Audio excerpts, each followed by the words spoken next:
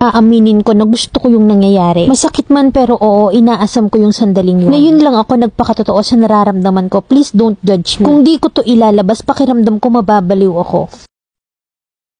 Simpleng may bahay lang ako, may isang anak, at ang partner ko nag-work sa isang company, family driver. Meron kaming isang relative sa side ng asawa ko. Nung una, ramdam ko na nagpaparamdam siya sa akin. Hindi ko siya pinapansin kasi parang wala lang sa akin nung una. Kahit na minsan sa isang sulyap niya nakikita ko. Before, madalas kaming uminom. Na kahit na sa simpleng pag-abot ng baso ay pinipisil niya yung kamay ko. Na hindi yun nakikita ng iba. Na kahit na nga minsan kinakausap niya ako sa malamig niyang boses. Mabait din naman siya, madiskarte, pero may asawa at anak. At ang masaklap ay kamag-anak siya ng partner ko. One time nagkayayaan ulit na uminom. Pero di ko alam na dun ako na-trigger as in. Na hindi ko alam kung ano yung nararamdaman ko. Na gusto ko na ayaw ko. Pasimple niya akong nilapitan na hindi nakikita ng iba at kaming dalawa lang. Simpleng paghawak ng kamay ko, paglapit na pakiramdam mo yayakap sa likod ko. Nakainom na ako nito at may tama na medyo matino ako at alam ko na bawal yon. Na ang sabi ko sa kanya, kuya bawal yon, huwag ganon. Pero hindi ko alam na nadadala ako ng serye na yon na parang gusto kong ulit-ulitin. Na parang sa ilang taon kong di pagpansin sa kanya, lumabas yung pagkasabik ko, ganong bagay. Hindi naman sex kasi walang ganong nangyari. Nasabik ako sa bawal na sandali as in hindi ko na yun namalaya. Na nadadala na ako sa simpleng ginagawa niya. Ngayon isa lang yung nasa isip ko na dapat wala nang maganda pang iba. Pero aaminin ko na gusto ko yung nangyayari. Masakit man pero oo, inaasam ko yung sandaling yun. Ngayon lang ako nagsabi at nagpakatotoo sa nararamdaman ko tungkol dito. Please don't judge me. Wala akong balak manira ng pamilya. Ayoko lang ng nararamdaman kong to. At kung di ko to ilalabas, pakiramdam ko mababaliw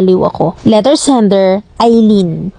Ganyan na ba yung definition ng simpleng may bahay ngayon? Simpleng may bahay pero tumotoma. Tiltigilan mo kasing makipag-inuman sa lalaki. May pagwag ka pa pero pinapahalata mong gusto mo rin. Diyan ka talaga mahahalay ante. Grabe ha, ikababaliw mo yun kamo. Sige, what if na ilagay natin sa sitwasyon na ikaw na simpleng may bahay kuno na lasing. Nagkagigilan kayo nang hindi nyo napigilan at di nagtagal nagkabukingan. So eto na, ibibigay ko sa yung problema kasi kinikilig ka eh. So sinugod ka ni babae, kumalat kang Makati at dahil nasa Pilipinas tayo, sa'yo lahat ang sisi kasi ikaw yung babae. Isipin mo na may mga anak kayo, may asawa siya, may partner ka at magkamag-anak ka. So sino ngayon ang mas malala sa huli? Marami na akong nasaksihang ganyan nung nagkatikiman, nagkaiwasan. Saka lang nahimasmasan nung nagkasalpukan, hindi titigil kung hindi nagkabukingan. Yun naman ay what if lang. Inilalagay kita sa sitwasyon na kapag may alak, may balak. Pareho na kayong may pamilya, mukhang sa sitwasyon mo pa asawa mo lang yung kumakayon. Maawa ka sa mister mong napapagod. Yung kilig na nararamdaman mo, itigil mo yan. Huwag tayong darating sa point na ipakakamot mo sa iba yan. Huwag niyong sirain ang pamilya niyo sa pandaliang kate. Pakalmahin mo yung iyong kipay. Sadyang ikababaliw mo yan kapag nakaladkad ka sa kahihiyan. Yung pigil na pigil pero halos mabaliw. Eme. Sa mga nasabi ko, kamusta yung pakiramdam mo ngayon? Kinikilig ka pa ba?